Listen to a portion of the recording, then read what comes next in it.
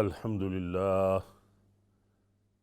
للہ وحدہ والصلاة والسلام علی من لا نبی بعدہ اما بعد فإن احسن الحدیث کتاب اللہ وخیر الہدی ہدی محمد صلی اللہ علیہ وسلم وشر الامور محدثاتها وکل محدثۃ بدعہ وکل بدعۃ ضلالہ وکل ضلالۃ فی النار۔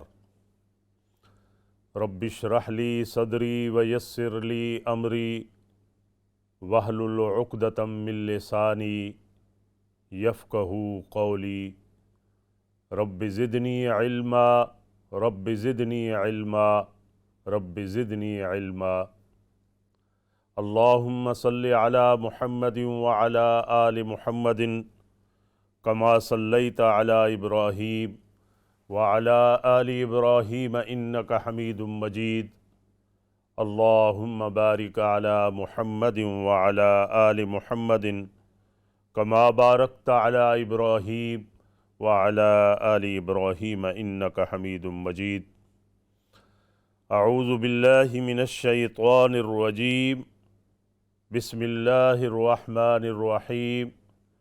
نحن نقص علیک نبأہم بالحق انہم فتیۃ آمنوا بربہم وزدناہم ہدی وربطنا علی قلوبہم اذ قاموا فقالوا ربنا رب السماوات والارض لن ندعو من دونہ الہا لقد قلنا اذا شططا۔ ہؤلاء قوم اتخذوا من دونہ آلہۃ لولا یأتون علیہم بسلطان بین فمن اظلم ممن افتری علی اللہ کذبا وَإِذِ اعْتَزَلْتُمُوهُمْ وما يعبدون إلا الله فأووا إلى الكهف ينشر لكم ربكم من رحمته ويهيئ لكم من أمركم مرفقا۔ صدق الله خالقنا العظيم وصدق رسوله النبي الكريم ونحن على ذلك لمن الشاهدين والشاکرین والحمد للہ رب العالمین۔ سامعین و ناظرین حضرات، السلام علیکم ورحمۃ اللہ وبرکاتہ۔ گفتگو کے عنوان کے ساتھ علامہ محمد اسماعیل آپ کی خدمت میں حاضر ہے۔ گزشتہ روز ہم نے الحمدللہ سورہ کہف کے بارے میں کچھ گفتگو کی تھی، کچھ خلاصہ بیان ہوا تھا، کچھ مسائل اور فضائل سامنے آئے تھے، اور آج بھی اسی کا حصہ ہے۔ الحمدللہ ثم الحمدللہ ہمارے بہن بھائی، نوجوان، بزرگ حضرات، بچے بچیاں، بہنیں مائیں اسلام چینل کے ساتھ جڑے ہوئے ہیں، اور الحمدللہ ہمارے پروگرام کو وہ دیکھتے ہیں، اپریشیٹ بھی کرتے ہیں، سوال جواب بھی کرتے ہیں۔ تو میں اللہ کے حضور دعا کرتا ہوں کہ یہ محبت، یہ علم کی جو پیاس ہم بجھاتے ہیں، اللہ تبارک و تعالی اس میں اور اضافہ فرمائے، ناظرین اور سامعین کا اور زیادہ اس کے اندر جو ہے وہ خوب برکت فرمائے، کیونکہ یہ دین کا کام ہے، اور پیارے پیغمبر صلی اللہ علیہ وسلم کا یہ فرمان ہے، بلغوا عنی ولو آیا، تمہارے پاس ایک بھی میرا فرمان پہنچ جائے تم دوسروں تک اسے پہنچا دو۔ تو اسی نظریے کے تحت ہماری جو منتظمین حضرات ہیں، مینجمنٹ ہیں، وہ اسی نظریے کے تحت ماشاءاللہ دین کی یہ خدمت کر رہے ہیں۔ تو آئیے آج جو آیات پڑھی گئی ہیں یہ 15واں پارہ ہے اور سورہ کہف ہے، اور اس کا جو دوسرا رکوع شروع ہو رہا ہے، یعنی ایک رکوع ختم ہو گیا ہے، دوسرا شروع ہو رہا ہے، وہاں سے یہ آیات ہم نے پڑھی ہیں۔ آئیے تھوڑا سا ہم ترجمہ کر لیں۔ فرمایا نحن نقص علیک نبأہم بالحق، ہم آپ پر یہ واقعہ بیان کرتے ہیں، آپ کو اس واقعے کی ہم خبر دے رہے ہیں سچائی کے ساتھ، حق کے ساتھ، یعنی ٹھیک ٹھیک ہم جو ہے آپ کو یہ اصحاب کہف کا جو ہے وہ واقعہ بتا رہے ہیں۔ حضور صلی اللہ علیہ وسلم اس سے مخاطب ہیں۔ آپ نے سورہ یوسف میں بھی اس طرح کے الفاظ آپ نے سنے کہ ہم آپ کو یہ واقعہ یوسف کا بتا رہے ہیں۔ پیارے پیغمبر صلی اللہ علیہ وسلم سے جیسے سوال کیا تھا قریشیوں نے، اور اس سوال کے جواب میں اللہ تعالی نے سورہ کہف نازل فرمائی، آپ تفصیل پیچھے سن چکے ہیں۔ فرمایا انہم فتیۃ آمنوا بربہم، یہ وہ چند نوجوان تھے جو اپنے رب پر ایمان لائے، اللہ کی وحدانیت کا راستہ اختیار کیا۔ یہ وہ چند نوجوان تھے، شباب تھے جو اپنے رب پر ایمان لائے۔ ان کے اخلاص کی وجہ سے، ان کی نیک نیتی کی وجہ سے ہم نے کیا کیا؟ وَزِدْنَاهُمْ هُدًى، ہم نے ان کی ہدایت میں جو ہے اور اضافہ کر دیا، یعنی بڑھا دی ہدایت۔ مطلب یہ ہے ایمان کو بڑھا دینا، یعنی اور مضبوط کر دینا۔ ان الذین قالوا ربنا اللہ ثم استقاموا، جنہوں نے کہا کہ رب ہمارا اللہ ہے پھر اس پر ڈٹ گئے۔ تو فرمایا کہ جیسے انہوں نے ایمان کا راستہ اختیار کیا، توحید کا راستہ اختیار کیا، تو ہم نے ان کے ایمان کو اور زیادہ مضبوط کر دیا۔ سبحان اللہ۔ وَزِدْنَاهُمْ هُدًى وَرَبَطْنَا عَلَى قُلُوبِهِمْ، اور ہم نے ان کے دلوں کے درمیان رابطہ پیدا کر دیا، یعنی ان کے دلوں کو ہم نے جوڑ دیا۔ یعنی وہ جو مختصر سی جماعت تھی، تھوڑا سا میں خلاصہ بھی بتا رہا ہوں تاکہ بہن بھائی پوری طرح توجہ سے بات کو سنیں بھی اور سمجھیں بھی، اور جو ہمارے ماشاءاللہ ناظرین حضرات ہیں ان کی خدمت میں گزارش ہے کہ وہ قرآن پاک کھول لیں تاکہ قرآن کی روشنی سے وہ پوری طرح مستفید ہو سکیں۔ تو فرمایا وَرَبَطْنَا عَلَىٰ قُلُوبِهِمْ، ہم نے ان کے دلوں میں موافقت پیدا کر دی۔ اس کے دو معنی ہیں۔ ایک تو معنی یہ ہے کہ جو جماعت کے لوگ اکٹھے ہوئے تھے، یا وہ جو افراد اکٹھے ہوئے تھے، اللہ نے ان کے دلوں کو جوڑ دیا، یعنی محبت پیدا کر دی، موافقت پیدا کر دی۔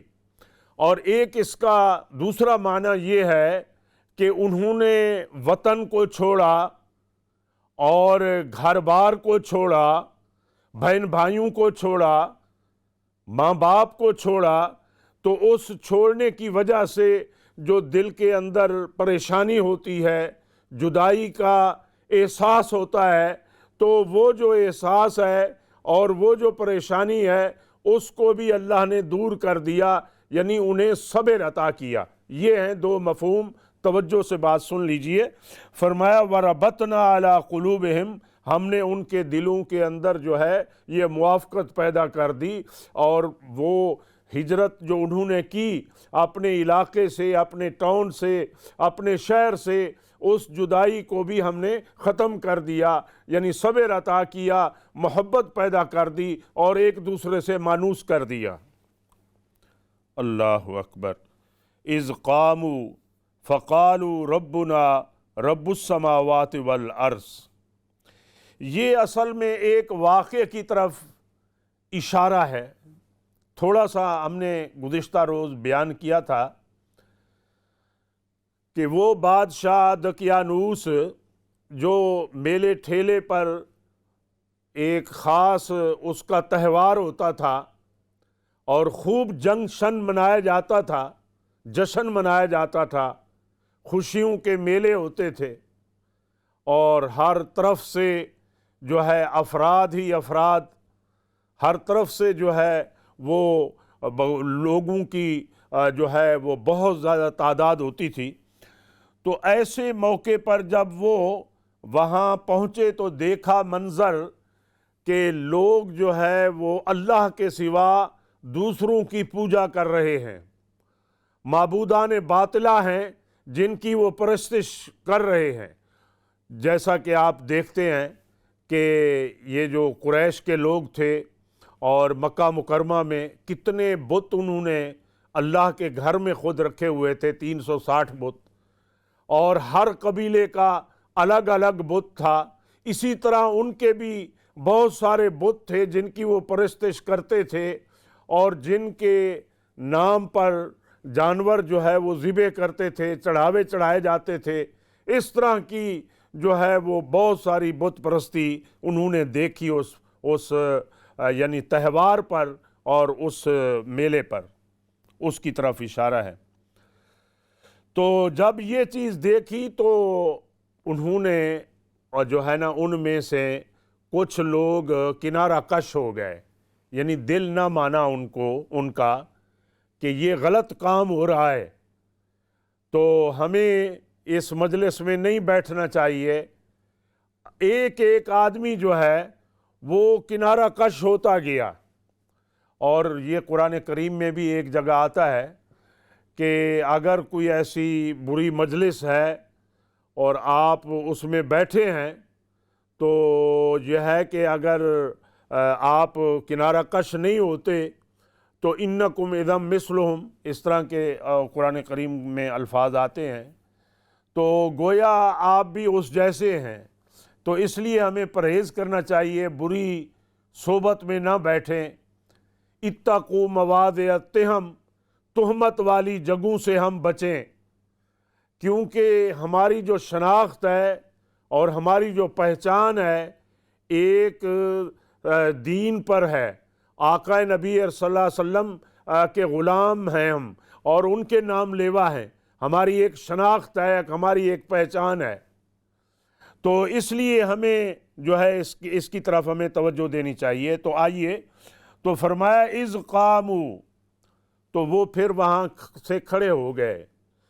اب کھڑے ہو کر بعض یہ کہتے ہیں کہ اسی مجلس میں ہی انہوں نے پھر ساری باتیں کیں، اور حق سچ جو ہے وہ انہوں نے بیان کیا کہ جو کچھ یہ ہو رہا ہے ہم اس کے خلاف ہیں۔ اذ قاموا فقالوا ربنا رب السماوات والارض، کھڑے ہوئے اور کہنے لگے رب ہمارا اللہ ہے جو آسمانوں اور زمین کا مالک ہے۔ لن ندعو من دونہ الہا لقد قلنا اذا شططا، ہم تو اس کے سوا کسی اور کو معبود نہیں بنائیں گے، اگر ہم نے ایسا کیا تو بہت غلط بات ہے۔ یعنی بعض لوگوں نے، بعض علماء نے یہ لکھا ہے کہ اسی مجلس میں ہی انہوں نے یہ حق اور سچ کی باتیں کہیں، اور بعض نے یہ لکھا ہے کہ علیحدہ ہو کر جو ہے وہ ایک جگہ جمع ہو گئے اور بیٹھے ہیں خاموش، ایک دوسرے کو دیکھ رہے ہیں۔ تو ایک آدمی نے جرأت کی اور اٹھ کر کھڑا ہوا، کہا کہ ایسے لگتا ہے کہ ہم کسی ایک کام کے لیے یہاں جمع ہوئے ہیں، اور جو میلے میں، ٹھیلے میں اور جشن میں جو کچھ ہم نے دیکھا ہمارے وہ ضمیر کے خلاف تھا، تو ہم اس لیے جمع ہوئے ہیں یہاں۔ تو سب نے پھر اس پر لبیک کہا اور سب نے تائید کی، اور پھر آگے بات چلتی ہے۔ تو بہرحال یہ دونوں چیزیں ہیں۔ اذ قاموا فقالوا ربنا رب السماوات والارض لن ندعو من دونہ الہا لقد قلنا اذا شططا۔ آگے فرمایا ہؤلاء قوم اتخذوا من دونہ آلہا، یہ ہماری قوم جنہوں نے اللہ کے سوا دوسروں کو معبود بنا رکھا ہے۔ لولا یاتون علیہم بسلطان بین، یہ کوئی واضح دلیل کیوں نہیں لاتے؟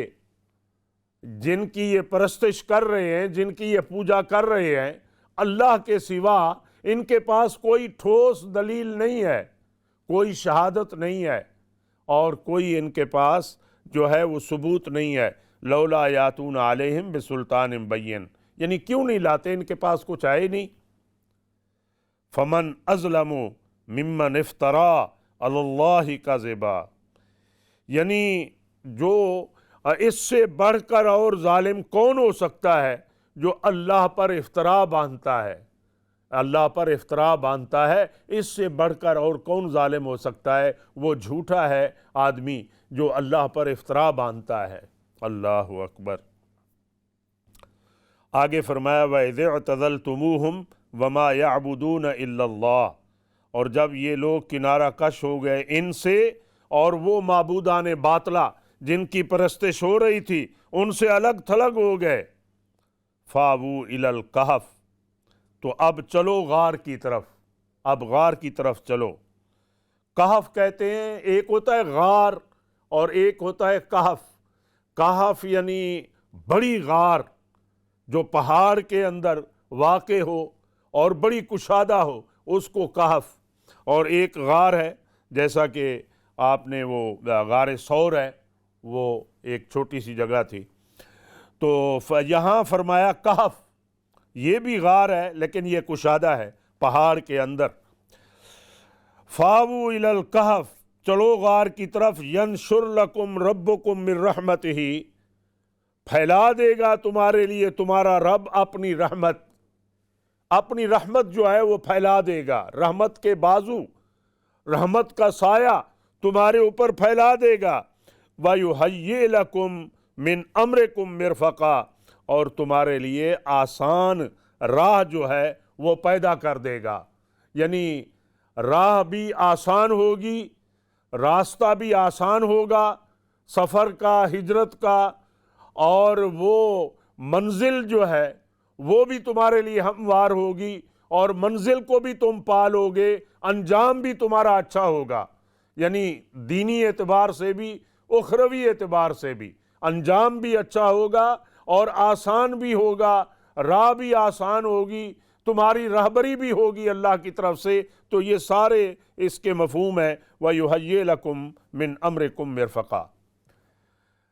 جی میرے بہن بھائیوں، آپ نے ماشاءاللہ بڑی تفصیل کے ساتھ ان آیات کا ترجمہ سنا، اور کچھ نہ کچھ خلاصہ آپ کے گوش گزار ہو چکا ہوگا کہ اللہ تبارک و تعالیٰ ان آیات میں کیا فرما رہے ہیں۔ پہلی بات جس طرف میں آپ کو جو ہے متوجہ کرنا چاہتا ہوں وہ بات یہ ہے کہ سب سے بڑی قیمتی چیز اور سب سے محتم بشان اگر کوئی چیز ہے تو وہ ایمان ہے، وہ درست عقیدہ ہے۔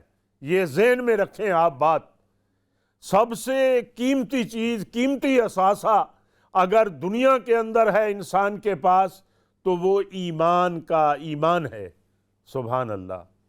اور قرآن کریم میں آتا ہے قُل لَا تَمُنُّوا عَلَيَّ إِسْلَامِكُمْ بَلِ اللَّهُ يَمُنُّ عَلَيْكُمْ أَنْ هَدَاكُمْ لِلْإِيمَانِ، فرمایا تم اسلام لا کر، دین قبول کر کے احسان نہ جتلاؤ، احسان نہ جتاؤ کہ تم ایمان مومن بن گئے ہو، ایمان اور اسلام کے ٹھیکیدار بن گئے ہو، فرمایا یہ احسان مت جتاؤ، لا تمنوا علی اسلامکم بل اللہ یمن علیکم ان ہداکم للایمان، بلکہ اللہ کا کرم ہے جس ذات نے تمہیں ایمان کے لیے قبول کیا ہے، اسلام کے لیے قبول کیا ہے، بل اللہ یمن علیکم۔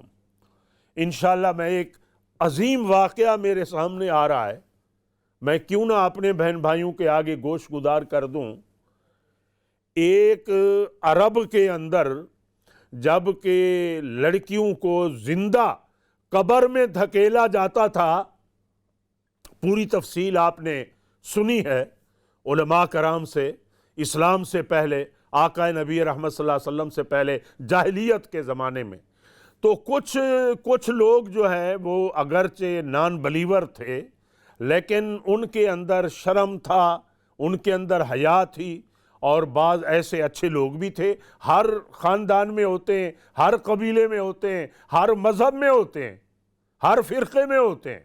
تو ایک ایسا آدمی بھی تھا، اللہ اکبر، عجیب واقعہ ہے، ایک ایسا آدمی بھی تھا جو بہت امیر ترین آدمی تھا جاہلیت کے دور میں۔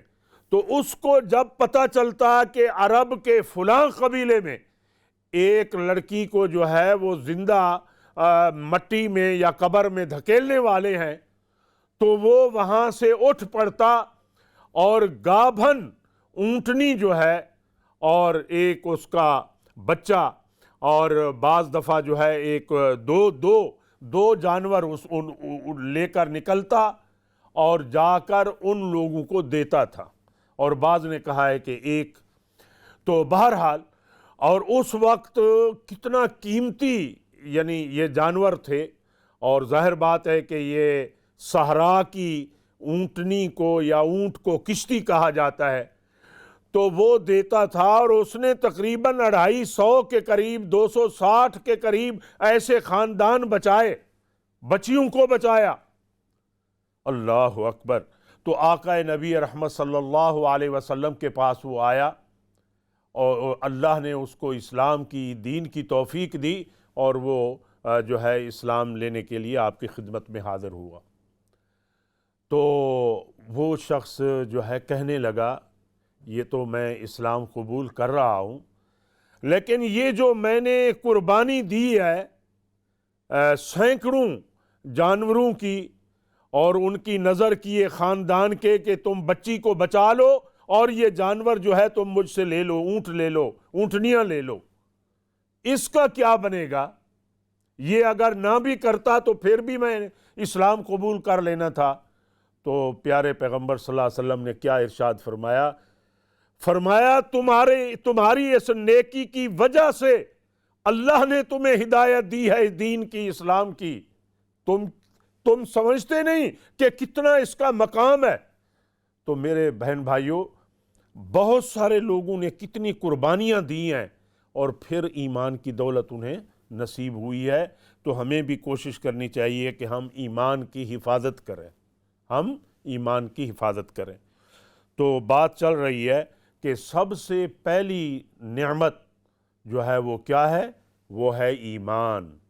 اور آج جو ہے ہم اس کی ورتھ کو نہیں سمجھتے، جھوٹ بول رہے ہیں، روزی حلال کی نہیں ہے ہمارے پاس، دھوکہ دہی کرتے ہیں، اور یہ سارا کچھ ہو رہا ہے۔ تو اس لیے ہمیں چاہیے کہ ہم ایمان کی حفاظت کریں۔